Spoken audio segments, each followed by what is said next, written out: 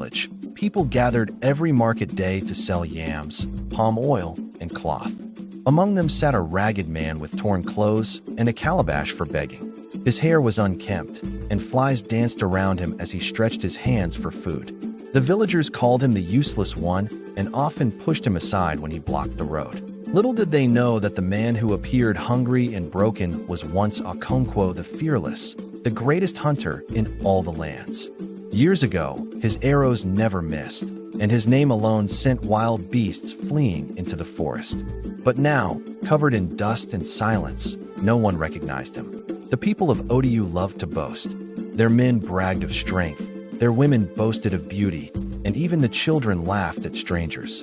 The beggar became their favorite mockery. They poured leftover food into his calabash and laughed. Eat, dirty. Even dogs eat better than you. Okonkwo sat quietly. A hawk. He had returned in disguise, not because he told him to test the hearts of his people. What he saw was without kindness. One moonless night, a cry shattered the face of Odiu. A terrible beast, half lion and half serpent, slithered out of the dark forest. Its roar shook huts, and its scales glittered like fire. It destroyed farms, devoured, left footprints that burned the earth. Panic swept through the village. The chiefs called for warriors to defend the land, but fear gripped every man. Spears trembled in their hands, and even the strongest hunters hid behind their wives. "Who will save us?" they cried, but no answer came. And in the shadows, the beggar listened. At dawn, the beggar rose from his corner and walked to the village square. The people laughed. "Even the useless one wants to die," they mocked. But instead of begging, he asked for a bow and arrows. The chiefs hesitated, but with nothing left to lose, they handed him an old weapon. When Okonkwo touched the bow, the people gasped. The wood glowed, and his eyes shone with the fire of old. Standing tall, his ragged clothes seemed to vanish, and in their place stood the fearless hunter of legend. For the first time in years, the villagers realized who the beggar truly was. With a steady hand, Okonkwo faced the beast at the edge of the forest. His first arrow pierced its fiery scales, the second struck its heart, and with the third, the monster fell with a thunderous cry. The land was silence covered the village like a blanket. You mocked the poor and despised the weak. Remember, a man's worth is not in his clothes, but in his spirit. Treat every stranger with kindness, for you do not know who sits among you. From that day, Odiu learned humility, and the beggar who was a hunter became a legend forever, dry and barren. Rivers turned into cracked soil, and crops withered under the scorching sun. People grew desperate, and many turned to the false god Baal, believing he could bring them rain. But the prophet Elijah knew that only the Lord had the power to give life to the earth. King Ahab, who ruled the land, blamed Elijah for the drought, with his queen Jezebel encouraging the worship of Baal. The people's hearts drifted far from God, yet Elijah remained strong in his faith, waiting for the moment when God would show his power to Israel. One day, God told Elijah to meet King Ahab. Elijah walked into the presence of the angry blazed as he accused Elijah of bringing trouble on Israel. Elijah boldly declared, "It is not I who have, but you and your father's house, for you have followed Baal." Elijah then Ahab to gather all the prophets of Baal, along with the people of Israel, and meet him on Mount Carmel. There, the true God would reveal himself for all to see. On Mount Carmel, 2 altars were built, one for the prophets of Baal and one for Elijah, the prophet of the Lord. Elijah told the people, "How long will you waver between 2 opinions? If the Lord is God, follow him. But if Baal is God, follow him." The people stood silent, waiting for what would happen. The prophets of Baal prepared their altar and placed their sacrifice on it. From morning till noon, they shouted, danced, cried out, Baal, answer us." No voice came, no fire fell. Cutting themselves with knives, but still nothing happened. At last, Elijah stepped forward. He repaired the altar of the Lord with 12, one for each tribe of Israel. He placed the sacrifice on it, and, to make it, he poured water over the altar until it ran down and filled a trench around it. The people watched how fire could possibly burn through soaking wet wood. Then Elijah prayed, "O Lord, Abraham, Isaac, and Israel, let it be known today that you are God in Israel." At that moment, fire fell from heaven with a mighty roar. It consumed the sacrifice, the wood, the stones, the soil, and even the water in the trench. The people fell on their faces, crying, "The Lord, He is God. The Lord, He is God." After the prophets of Baal were defeated, Elijah turned to King Ahab and told him to prepare, for heavy rain was coming. Elijah climbed to the top of Mount Carmel, bowed down, and prayed earnestly. At first, his servants saw nothing in the sky, but on the seventh time, he reported a small cloud rising from the sea. Soon the heavens grew dark with clouds, and a mighty rain poured down upon the land, breaking the drought at last. Israel had seen the power of the Lord, and Elijah's faith had triumphed. It was a moment that would be remembered for generations, when fire fell from heaven, and the hearts of the people were turned back to God. Long ago, the village of Orim was struck by a terrible drought. The rivers dried up, the ground cracked, and the people grew weak from hunger. Day after day, they looked to the sky, but the clouds would not gather, and the sun burned hotter with every passing season. The children cried, and the old ones whispered, "Surely the gods have forgotten us." At last, the gods showed mercy. They sent down a magical drum to the village chief, a drum that could summon rain whenever it was beaten. The people rejoiced when the first drops fell, filling their jars and bringing life back to the thirsty earth. The drum was a gift of hope, but the gods warned, "This drum belongs to the people. It must be used with wisdom, not greed." Among the villagers lived Tortoise, known for his clever mind and greedy heart. He watched with envious eyes as the chief played the drum, and rain poured down over the land. "Why should the chief alone hold such power?" Tortoise grumbled. "If I had that drum, I would be the richest in the world." One evening, when the chief's children played near the sacred hut, Tortoise crept close with his usual tricks. He distracted them with sweet fruits and playful riddles, and while they laughed, he slipped inside. Quiet as a shadow, he carried the drum away under his shell. By the time the children noticed, Tortoise was gone. Hidden deep in the forest, Tortoise beat the drum. The clouds gathered, and rain poured upon his farm. His crops grew tall and green, while the rest of the suffered under the scorching sun. With every harvest, his barns overflowed, and he laughed. "Now I am greater than the chief himself." But greed has no rest. Tortoise beat the drum again and again, summoning storms for his own glory. He danced in the rain, boasting to the birds and the trees. Yet the more he played, the stranger the skies became.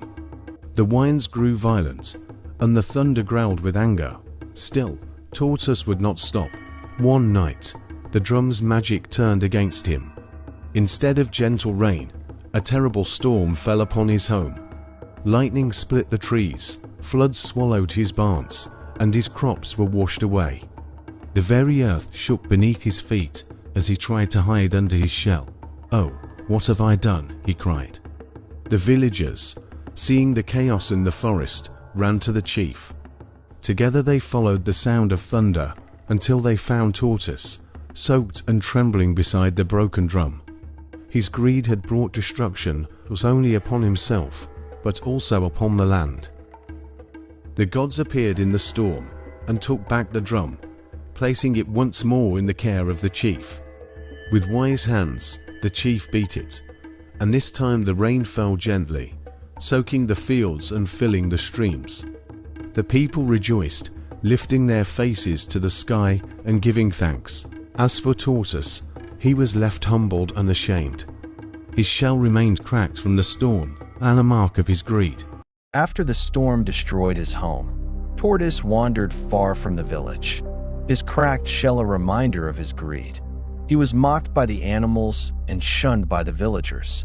Each night, he lay under the stars, wondering if the gods would ever forgive him.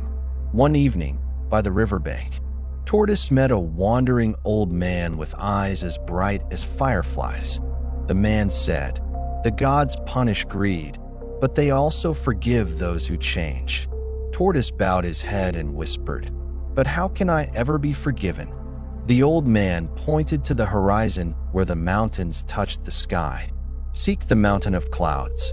There lies a secret greater than the drum." With nothing left to lose, Tortoise set out on a long journey. He crossed burning plains, dark forests, and rivers that nearly swept him away. His shell, though cracked, shielded him from danger. At last, after many days, he stood before the mountain of clouds, where thunder rolled endlessly across the peaks.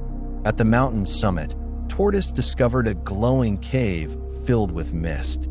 Inside, a great stone pulsed like a beating heart, casting light on the walls. A deep voice rumbled from the stone. "Tortoise, you sought power, but what you need is wisdom." Terrified, Tortoise bowed low. "Teach me, O stone, for I am foolish." The voice replied, "Carry me within your shell, and your steps shall guide you to truth. But remember, wisdom is not for pride, it is for service." Tortoise returned from the mountain with the glowing stone hidden in his shell. Along the way, he found a bird trapped in a hunter's net. Once, he would have ignored it, but now he stopped and freed the bird. Further down the road, he met a starving child who cried for food. Instead of keeping his last yam, Tortoise shared it. With each act of kindness, the stone inside him glowed brighter. And for the first time in his life, Tortoise felt peace instead of greed. When Tortoise finally returned to Orim, the people were afraid. But the chief saw the gentle light shining from his cracked shell. The gods appeared once more in a soft rain and spoke, "Tortoise has learned his lesson. Though his shell will always bear the cracks of his past, his heart now carries wisdom." From that day, Tortoise was no longer mocked. Children gathered to hear him tell stories of greed and wisdom, and the people listened to his counsel. And so, the tale of Tortoise and the magic rain drum became not only a warning against greed, but also a promise of redemption. It started with a single bite. A strange sickness crept through the veins of a boy in the school laboratory, turning his body cold and his mind into hunger. Within moments, he was no longer human. His scream became the first echo of the apocalypse. The infection spread faster than classrooms drowned in blood. Teachers fell, students turned, and the walls of the school. None of them knew that this was only lockdown. Metal shutters sealed the doors, trapping hundreds inside. Instead of safety, the building became a cage of death. Every hallway was now a hunting ground. Children pounded on the locked exits, crying for their parents, but only silence answered. The military had sealed them off, not to protect them, but to contain the plague. The corridors became rivers of fear. Students sprinted past lockers, tripping over backpacks left behind in panic. Blood painted the tiles, and the groans of the infected echoed like a nightmare. In one classroom, a group barricaded themselves with desks, but the pounding on the door never stopped. With each thud, hope drained, replaced by the certainty that the walls would not hold forever. The cruelest part of the infection was not the monsters. It was watching friends turn into A girl hugged her wounded friend, promising he'd be fine, until his jaw unhinged and sank into her neck. Survival meant abandoning those you loved. Tears and loyalty meant. In this new world, trust was. Nightfall, a few survivors clawed their way to the. They saw the scale of their prison. But no help came. Helicopters circled, watching, never landing. The rooftop became their cage. To signal SOS. It wasn't rescue. The sun set. Fear deepened. The rest. Their growls echoed. Shifted across the stairwells. Every death climbing closer. The survivors. But prayers had no power here. Only silence, hunger, and the knowledge that morning might never come. At midnight, the fire doors finally gave way. The infected poured through in an unstoppable wave, clawing up the stairwells with unnatural speed. Screams split the night, followed by the wet sound of tearing flesh. The rooftop turned into a battlefield. Survivors fought with pipes, bricks, and even bare fists. Blood sprayed across the walls, but no matter how many fell, more came. Desperation drove them to one final plan, the old sewer tunnel beneath the gym. They broke through the floorboards and descended into the darkness, hoping the dead would not follow. The tunnels smelled of rot and echoed with dripping water, but as they moved deeper, whispers carried through the dark. Low, hungry, and human, the dead were already there, waiting, above ground. Rolled into position, and jets circled overhead. The order was simple: erase everything inside the. Flames rained down on the school, consuming it in a storm of fire. The soldiers did not see faces. They saw only numbers on a map. For them, this was not murder, it was cleansing. When dawn arrived, the school was nothing but ash and smoke. The soldiers scanned the ruins, reporting no survivors. The city moved on, believing the nightmare had ended. But in the rubble, hands twitched. Eyes opened. The groans began again. Death had not ended the story, it had only spread it. And in the end, the title was true: all of us are dead.